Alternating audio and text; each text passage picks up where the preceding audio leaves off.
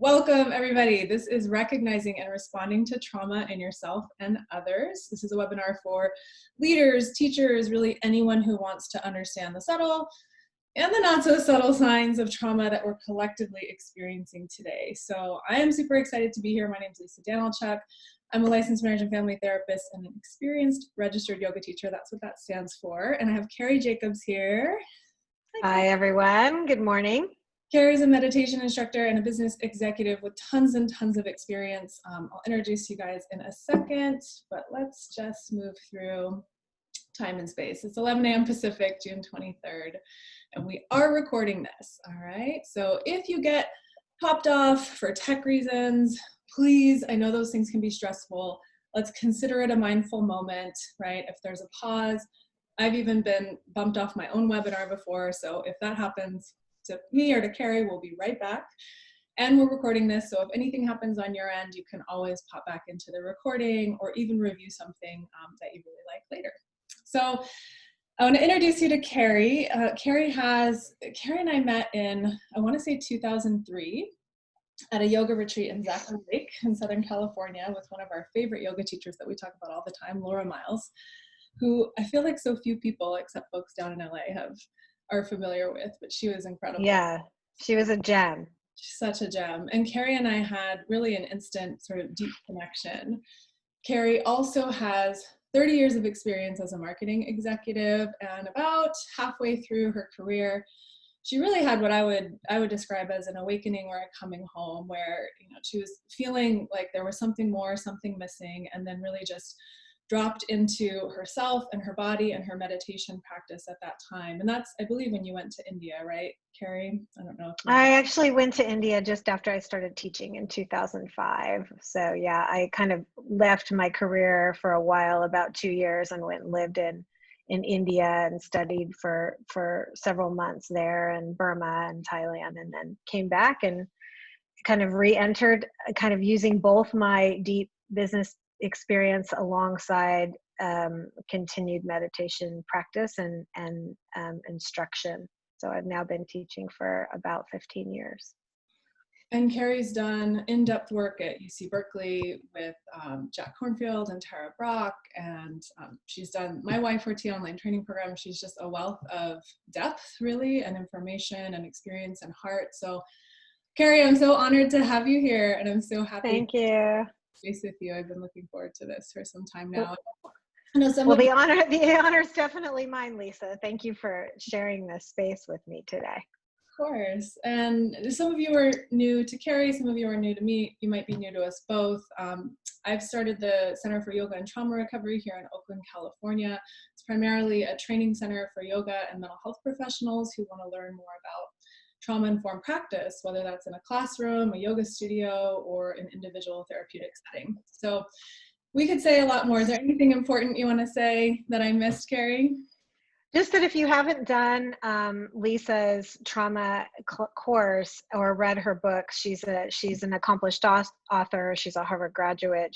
I think you're the delegate to the UN for yoga trauma. Is that right, Lisa? Representative for the ISSCD. Yeah. So if you haven't done her course, I think it really does apply to anyone who's managing teams or teaching classrooms or just wants to deepen their own understanding of how to deal with trauma. Yay, thank you for that, Cari. You're welcome. Well, enough about us.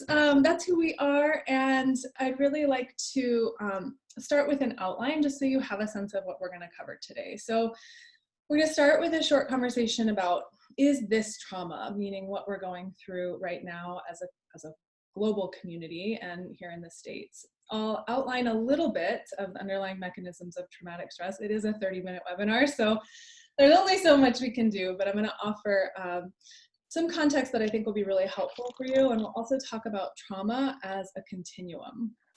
All right, and then we'll go into using mindfulness to connect with your body.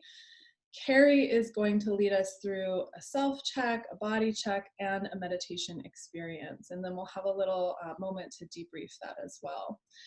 And then at the end, we'll talk about recognizing trauma in others. So how to be skillful if you're leading a team, if you're in front of a class, if you're in some position of power within your family or your community, how do you track that? How do you engage with that? And we'll offer you a very skillful response and some experiential stories from the road. All right, so that's a lot for 30 minutes, but here we go. And also, just so you know, Lisa and I talked just before this, and at 11:30, we'll actually stop the recording and we'll do 15 minutes of Q&A. So if you do have questions, please do ask them in the Q&A. We won't be answering those questions during the 30 minutes, but we can answer them from 11:30 to about 11:45. Yes, awesome. Thank you for that, Cari. And typically it's at the bottom, sometimes it's at the top of your screen. There'll be a little Q&A box. You just click that bit. You can choose to write your name or be anonymous, whatever works for you. And we'll get to those at the end. But yeah, since we only have 30 minutes, we got to kind of power through, and then we'll have that time after to discuss. So the first thing I want to invite you to do, right, we're talking about trauma, we're going to offer a body-based meditation. And I think the most important thing in trauma-informed work is, rather than diving into all of the story and the material that's connected to the trauma, is to resource yourself first. So that can look a lot of different ways.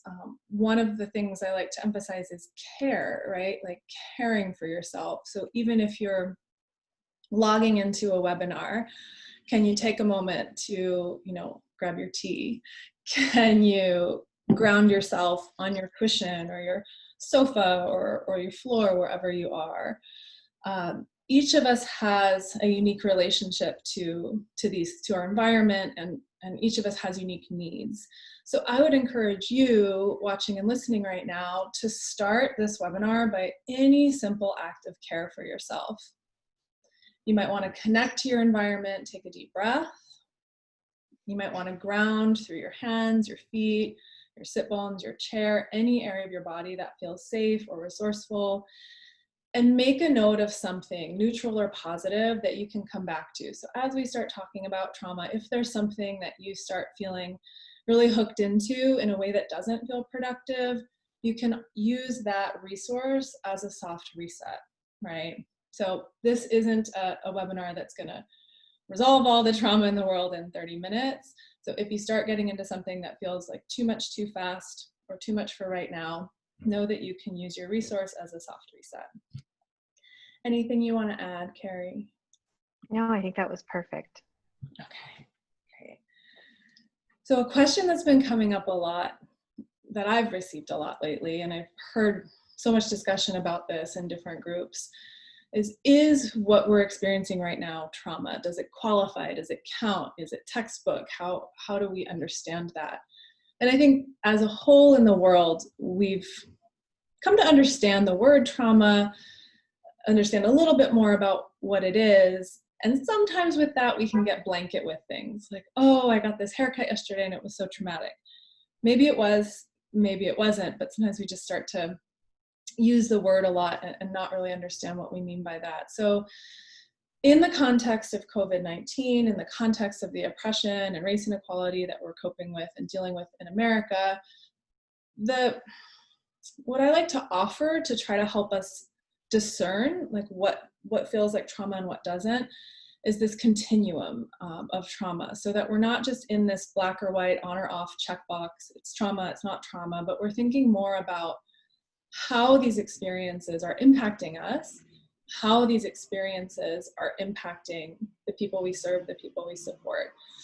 And when we go to textbooks, kind of what tends to create or stir trauma, it's usually threat of violence, threat of emotional or social annihilation, and threat of really death.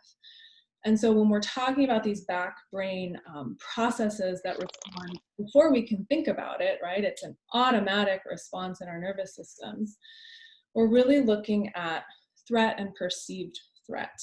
Okay, so obviously in the context of these 2 points, COVID-19 and what's happening in the States with police brutality and oppression and race inequality, the threat is real, right? And we can see that. So one thing I'll add in terms of the threat too is, Lisa talked about emotional annihilation, but there's also sort of soul annihilation, right? Which is when we're in a state of perceived threat, we sort of have this moment where our soul kind of disconnects from our body, and we become disembodied from what feels like soul annihilation as well.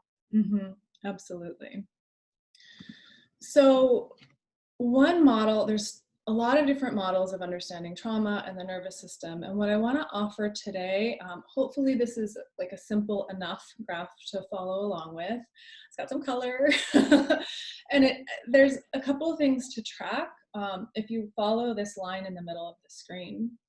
So often when there's a threat, and I'll give the example of, say you're a teacher in a classroom or a yoga studio, you're holding space for a class, and there's like a zombie apocalypse and zombies start coming in the front door, right? If it's a slow zombie, if you're not sure if it's a zombie, you're probably going to have a soft freeze first. So that's on this diagram. I don't know if you can see my cursor, but I'll track it. So hopefully you can follow along. That first freeze that dips down in our nervous systems, that's actually a little bit of a parasympathetic because we're stopping, but it's also, you're alerted. You can imagine if you thought you saw a zombie walk by in the hallway, you're going to go, what was that? Right? And kind of stop and assess the level of threat. Now, if you saw that zombie walk by and you went, oh, it's actually the studio manager or the principal or whoever, then you'd probably relax, go back to normal, keep teaching what you're teaching. Now, if you were 100% sure it was wrapped in bandages, it had its arms out, you might say, okay, we got to get everybody together. We got to get out of here. This isn't safe. So that would move us up to flight. Let's get out of this unsafe situation. There's a threat, the zombie apocalypse, the zombies in the hallway. If the zombies started coming into the classroom, you might start to fight them off, right? If you had nowhere else to go, you'd move into a fight response. Let's take over. Let's keep our power here, keep our sovereignty of this area, and fight back against these zombies. If that wasn't working, it might go to fright, right? And this is where we're in a state of terror, almost in a state of paralysis. What comes next is flagging, kind of losing that energy. The body starts to shut down. And from here, we'll go into a collapse, a feigned death, or a faint response. Okay, so the collapse or feigned death response helps really protect us. And if you look at animals, when they do that, often a predator will kind of sniff them out, assume they're dead, and leave. And then, however, 30 minutes later, the little animal can get up, shake it off, and go about its life. So these are really protective responses, deep, really rooted in our back brains to being threatened. And I use the zombie apocalypse because hopefully it's not something triggering for like you've been through, that I'm going to bring up a story related to it in your history. So does that make sense, Cari? Are you sort of tracking as I go through? I'm tracking. And what's interesting when you look at different beings, right? We can land anywhere at any point in time on this model, right? Mm-hmm. So it's not that you have to start at freeze and you go to flight. You can go straight into fight or straight into fright, depending on your history with your own individual trauma stories. And you can hang out in one or even go back and forth between them. And really it's a deep brain response to what's going to be most effective. So when we're a little more within a window of tolerance, I'll just say that for now without explaining the whole model, when we're able to make choices, then we can kind of consciously say, oh, this is a better strategy. But when we talk about that instantaneous nervous system response, it's often happening before we even think about it, right? We don't think I'm going to faint now, or I'm going to feign death now. It's an automatic safety response in your body. So as we talk about this, and we're going to go in this direction with the meditation, you can kind of notice, maybe just with COVID-19, like what are the things that have tracked in your nervous system? Has it changed over time? Where do you feel like you are in this moment, right? I notice for myself, often one of my signs that I'm starting to get a little dysregulated is I just get really agitated. I'll get short with my partner, the dog barking really like grates on my ears, and I just feel like my nerves are raw. So that might be me sort of in, if I can point to it, this place, right? Kind of starting to go from the, oh, something's going on, soft freeze, to elevated in my nervous system. So let's move on from there. This comes from the Cascade model of defense. And I have the citation of this figure down below, but there's also some great research out of Harvard Medical School, a study in 2015 that explains this a little bit more. So with that, I like to think of a continuum of trauma. There might be something mild, like a loud sound outside, or there might be something moderate, like someone actually coming into the building and you not knowing what's going on. And really a maximal threat or traumatic reaction could be something much more serious, right? If someone were trying to attack you. And when you look at this in terms of COVID-19, in terms of what's going on in the world today, some folks are having more of a mild response to the pandemic, right? It's upsetting, it's anxiety provoking, we're cleaning things more, it's harder to relate. Some folks might be triggered and have a memory of something similar. I know Cari and I talked about this, right? Where it feels really familiar and scary in a way that triggers our own memories.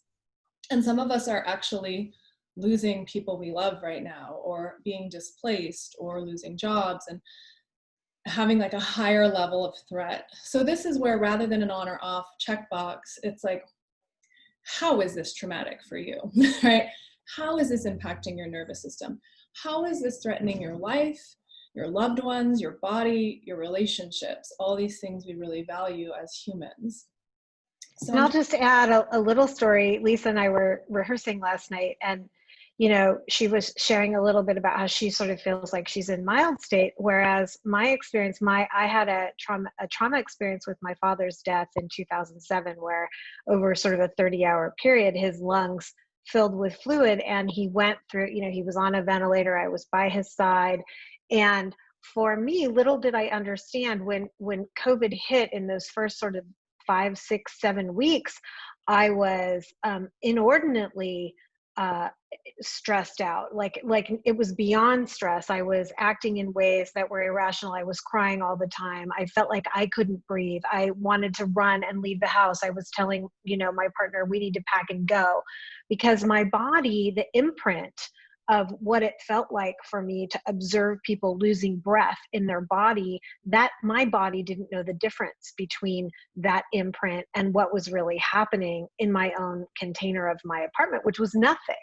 I was actually fine, but my whole experience changed. And, at the time I was leading a sizable team of people, and the impact on the organization that I was leading and the team that I was leading felt like much more exaggerated than probably what was really going on. And it took me coming to awareness of what was happening in my system to even recognize it. Mm-hmm. Yeah. And that's a great example of how we're behaving in the moment based on something that connects to what's happening now, right? Something in your history that's so close. And sometimes it takes time to become aware of that, right? That this is what's at play here.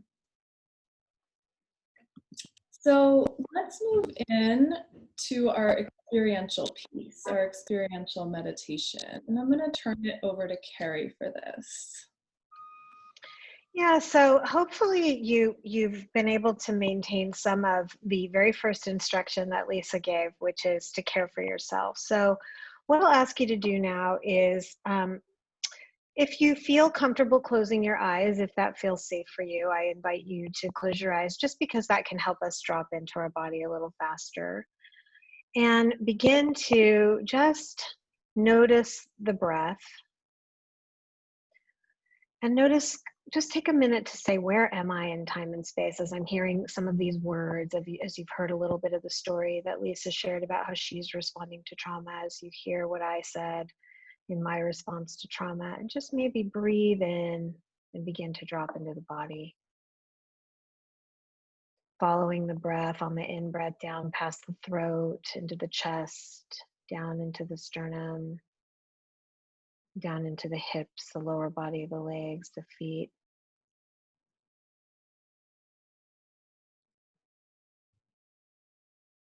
And as you follow that breath down through the body,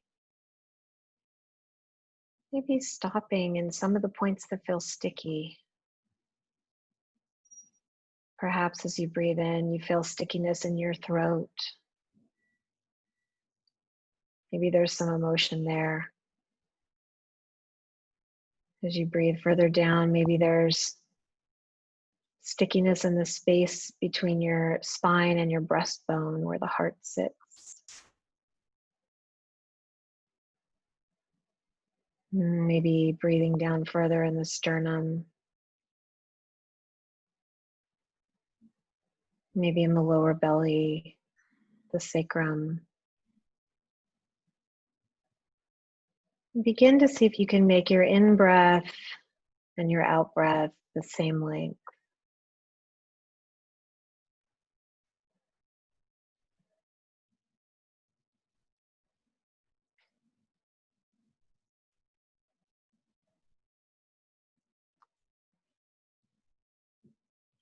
And as you do this, notice if there's any parts in the body that perhaps feel stickier, denser, darker. And breathe into those parts. Allow the breath to just hold those spaces for you, knowing it's all okay.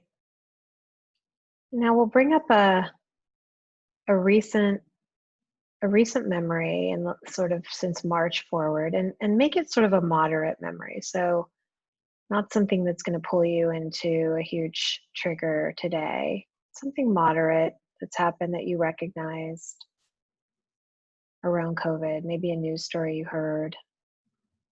Maybe a friend who's struggling with something. Could be also the civil unrest. Just notice as you breathe where you might be experiencing that in your body. Just recognizing those places in the system, in the nervous system.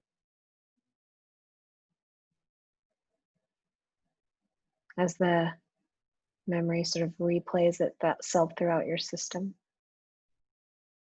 Noticing where you feel it.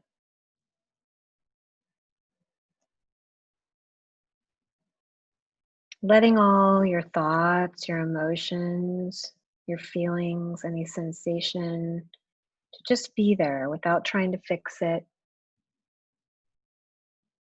without trying to avoid it, but just sort of sitting in space with it as if you're floating in a vast sky. And any of those sensations, thoughts, feeling, emotions are just clouds sort of sitting in a vaster sky of awareness. Knowing that that awareness is incredibly safe.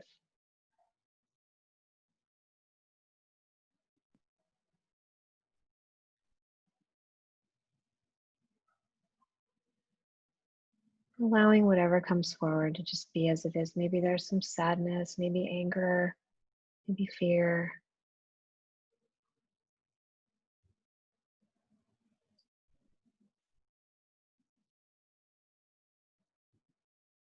Just get very curious about it.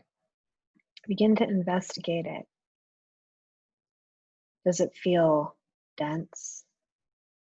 Is there a story that bubbles out from it that's not a story that comes from your thinking mind? So it's not coming from the front part of the brain. It's actually coming from a more somatic place. Allowing that story to come forward with whatever sensations it brings, whatever emotions, whatever feelings. And maybe asking yourself, what most wants attention in me, in my nervous system? How am I experiencing this in my body? Am I fading away? Am I sitting in denseness with it? Do I feel a shortness in my breath, a tightness in my throat? Can I breathe as if I am the sky, just witnessing this cloud?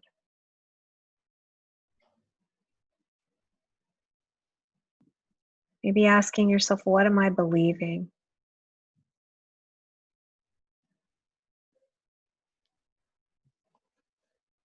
What does this vulnerable place want from me right now? Does it want to be held? Does it want to run? Hide in a closet? All these things are okay. Just allowing it to be as exactly as it is, and allowing that physical sensation, the thoughts, the feelings, stories to just blossom and tell you their own story.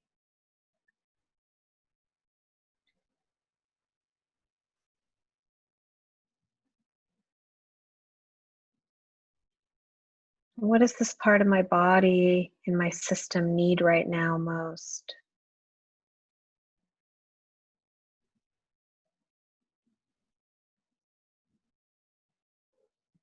And staying down in the body, staying away from conceptualizing, but really allowing the body to tell the story, the nervous system to tell the story.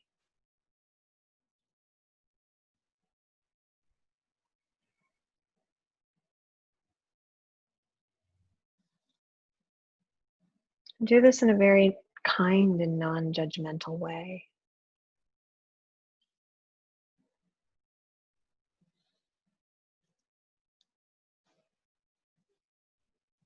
Continuing to breathe through any experience that you're having.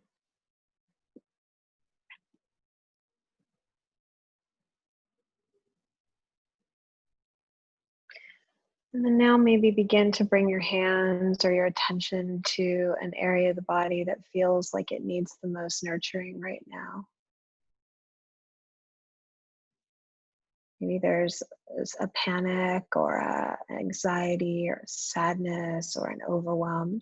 Just bringing your hands to that part of your body and beginning to nourish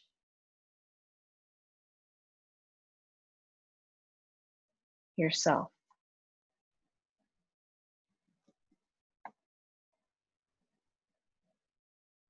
Sending yourself deep love, deep understanding, deep compassion. Whatever it is that you're experiencing or feeling, whether it's something or nothing at all, it's all okay to just let it be as it is.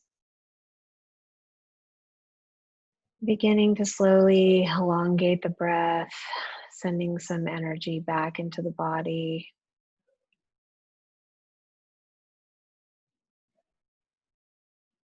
Allowing questions to be unanswered, that's okay.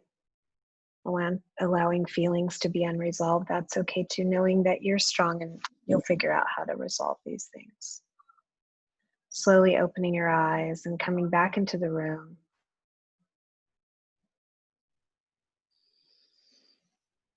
Maybe making a transition to, if you have had your eyes closed, beginning to focus on something out in front of you. Like Lisa said, it can be a talisman, a deity, a cup of coffee. It doesn't really matter. Just kind of allowing yourself to come back into the room. Maybe still keeping a tendril of connection into the body. And so that was a rain meditation. You can do these for 10 minutes, 5 minutes. You can do them for a half an hour. You can do them for 45 minutes. And this is developed by Tara Brach, who I studied with. And what I love about this is so often we hear about meditation and stress relief as shut off the mind, right? And think of nothing, go blank. And that can be important. But this is really more about allowing the nervous system and the neurobiology, the neurocellular biology, the brain to be involved in the healing of the whole body-mind system. And especially when we're dealing with trauma, this is such a powerful way to begin to tap into trauma in a safe way that brings in self-compassion and healing. And Lisa, if you want to go to just the next slide. I just want to reiterate what I love about this meditation is that it closes with nurturing and self-compassion. It's an opportunity to connect. I mean, there might be moments where it's too much and we stick with a single point of focus, but this is a great contained way to recognize, allow, investigate, not have to resolve, and then just come out with that resource of care. So go ahead, Cari, and I'm just mindful of time. We are at 11. Yeah. But let's use some of our time to finish, and we'll keep recording, and then we'll take the questions.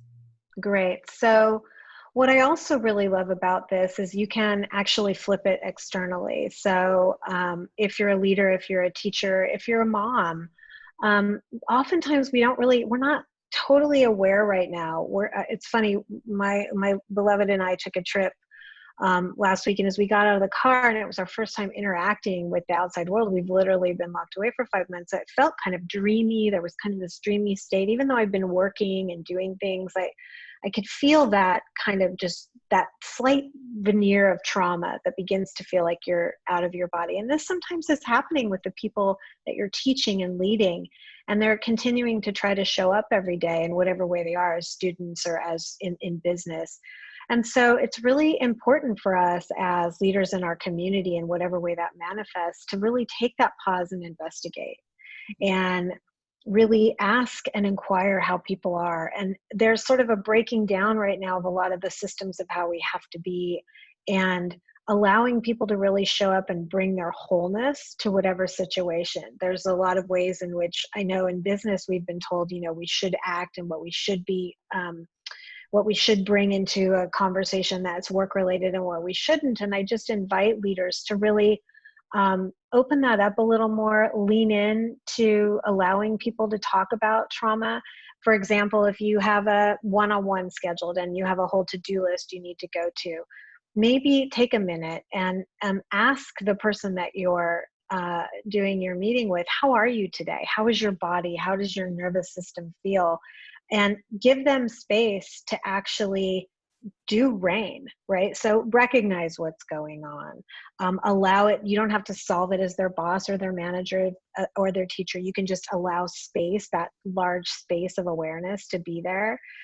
Help them maybe investigate it a little bit, and then give them some of that self-nurturing. Maybe we don't need to do the one-on-one today. Maybe you just need to go have a glass of tea and sit outside in a garden today.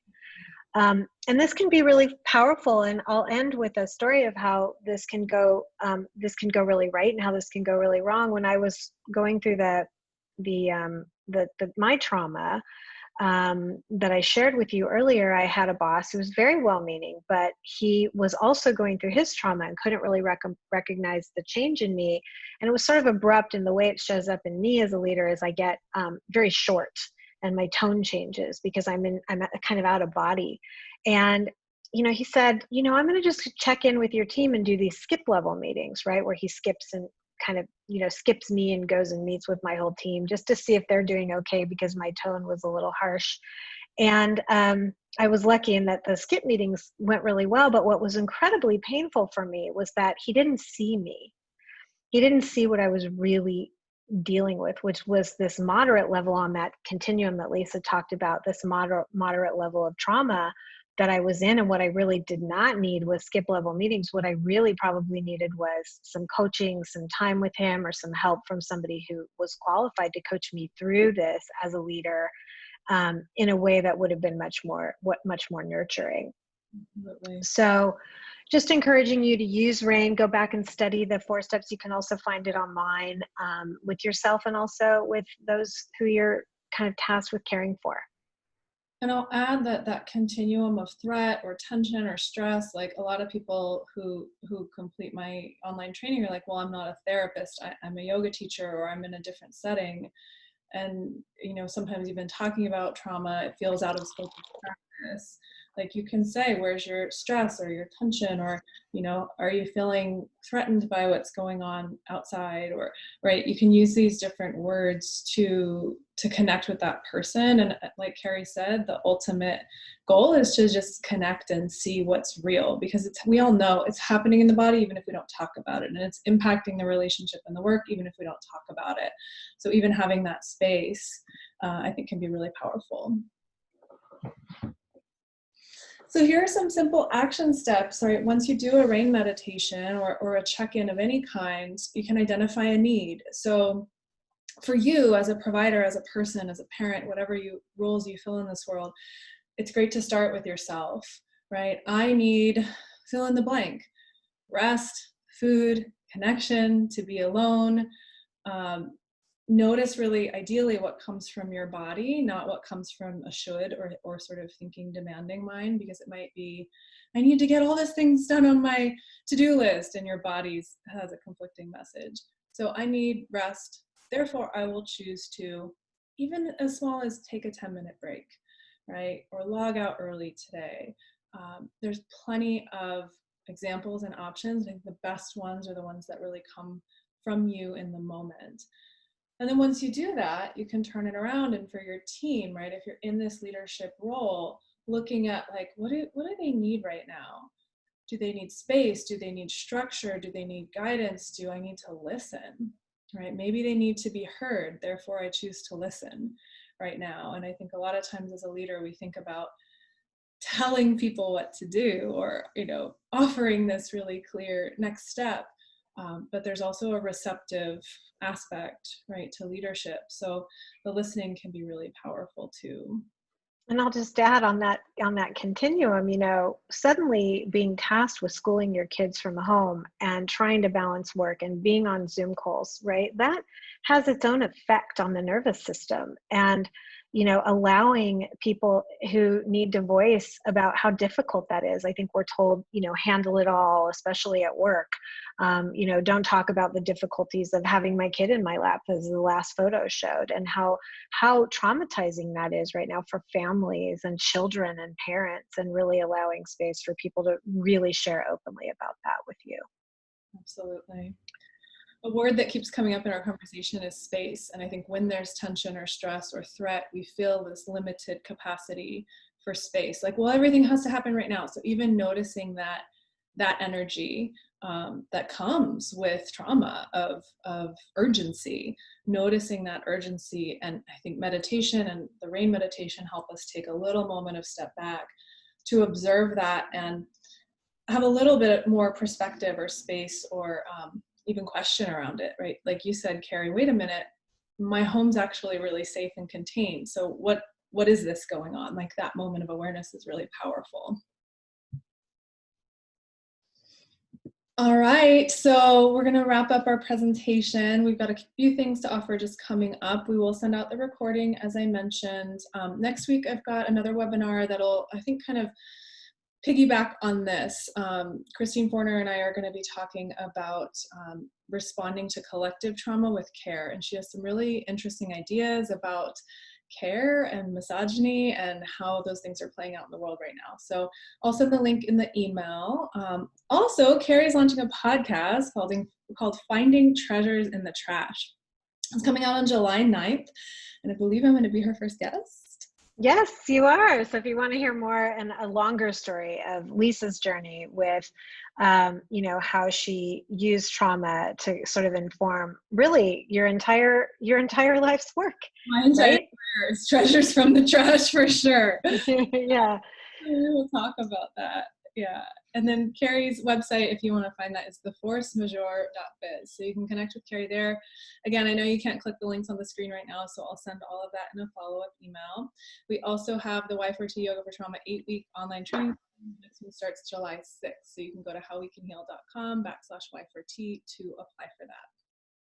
I'll also offer, if anyone is, you know, if this has sparked you and you feel like you don't have resources, or you need extra resources, you know, both Lisa and I do work through meditation.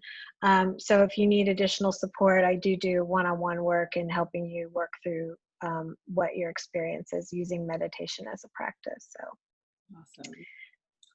And we like to kittens. In my training, no, I always close with a little moment of snuggle for so many reasons that we explained in the training, but just a reminder that I think the way through a lot of these stressful things, even from a trauma and nervous system state, is to care for each other, to care for ourselves and to care for each other. It is stressful right now. And I think especially in the States and around the world, really, as we're dealing with hopefully restructuring some oppressive systems, dealing with a global pandemic, like it's not a small feat. So please keep taking care of yourself and keep taking care of each other. And if you don't have a person, I know some people who are, you know, isolating or in self-quarantine, and you know, pets can be really powerful connectors too. My dog Iris just turned 3 yesterday, so we had a little party for her, lots of snuggling, and it just can actually, at a visceral nervous system level, help us move forward with care. So that's that. All right, so I'm gonna say goodbye to everyone watching the recording now. Thank you guys so much for being here. And Cari, anything you want to say? We'll move to, there are some questions, so we'll stop the recording and then we'll answer your questions off recording. I'll just say bye, everybody watching. Bye, everyone. Thank you.